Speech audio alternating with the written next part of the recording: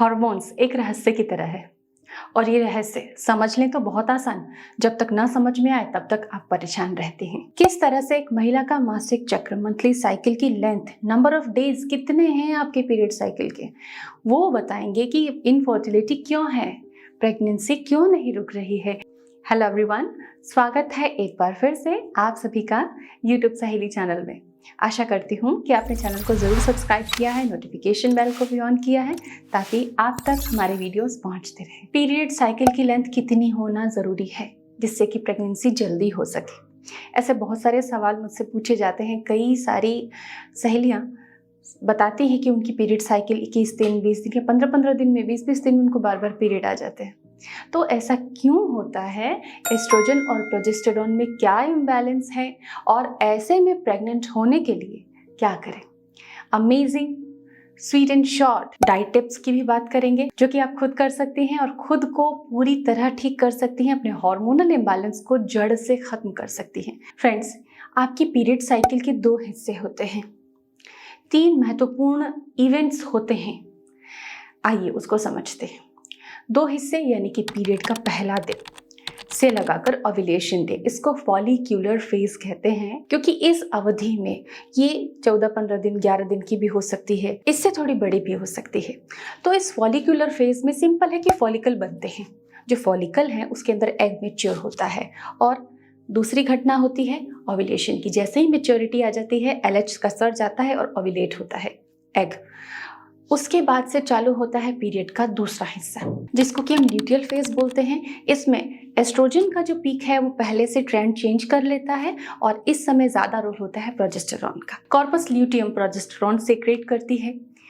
लेकिन अगर आपकी पीरियड साइकिल छोटी है, सपोज 25 दिन से भी छोटी है, 28 दिन से कम है, 28 से 35 दिन की पीरियड साइकिल को आदर्श माना जाता है, सही माना जाता है, एवरेज। ये जो ल्यूटियल फेज है जिसमें कि प्रोजेस्टेरोन बढ़ता है, इम्प्लांटेशन होता है, एग फर्टिलाइज होता है, इसकी सामान्य अवधि 14 दिन की होती है, 14 डेज। यानी कि अगर आपको ओव्यूलेट हुआ है तो 14 डेज बाद अगर आप प्रेग्नेंट नहीं हुई है तो पीरियड्स आएंगे।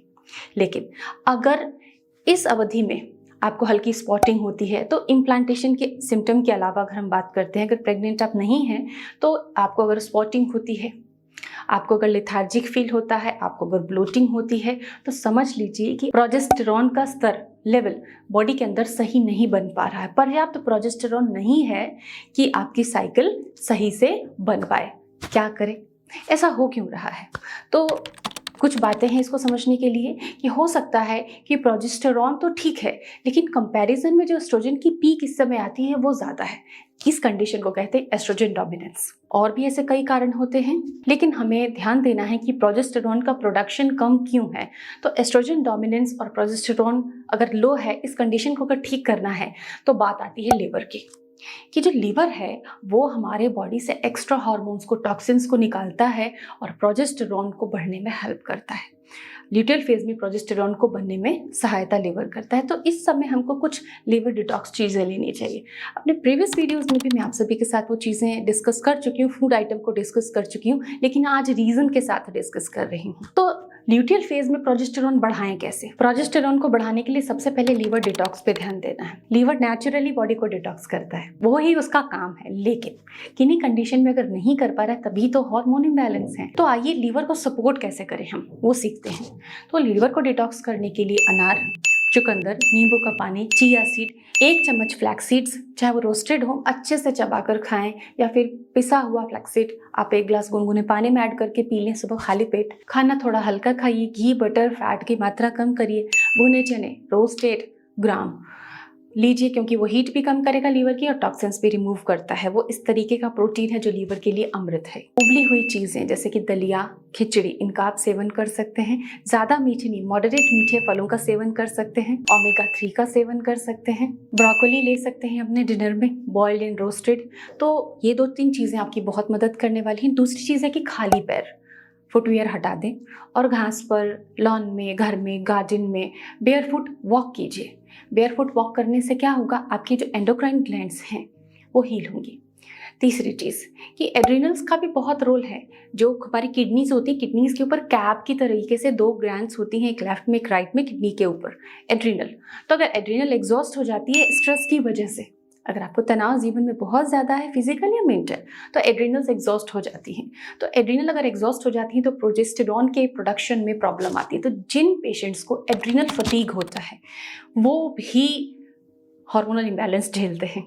वो कोई मिस्टेक नहीं कर रहे हैं लाइफ में, लेकिन स्ट्रेस बहुत है, तो इस वजह से एड्रिनल्स एग्जॉस्ट हैं और प्रोजेस्टेरॉन नहीं बन पा रहा है। तो एड्रिनल्स को नरिश करने के लिए कुछ मैग्नीशियम, B5, B6 के सप्लीमेंट ले लीजिए। नेचुरल बहुत अच्छे सप्लीमेंट आते हैं मार्केट में, मैं नीचे डिस्क्रिप्शन में आपको लिंक भी दे दूंगी। वो नेचुरल है, आप ले सकते हैं उसको अपने खाने के बाद में, रात को सोते समय। और ये आपके एंडोक्राइन ग्लैंड्स को बहुत हील करेगा। थोड़ा मेडिटेशन भी कर सकते हैं। मेडिटेशन के बारे में ज़्यादा अगर आपको जानना है तो आप मुझे कमेंट में लिखिए, मैं आपको पर्सनली उसका जवाब दूंगी और बताऊंगी कि कैसे मेडिटेट करना है ताकि हार्मोनल इम्बैलेंस ठीक हो सके। उम्मीद करती हूँ कि इन तरीकों से, इस नॉलेज से आपको अपने शरीर की अंडरस्टैंडिंग आई होगी। इसी तरह बने रहें हमारे साथ। Take care, bye bye.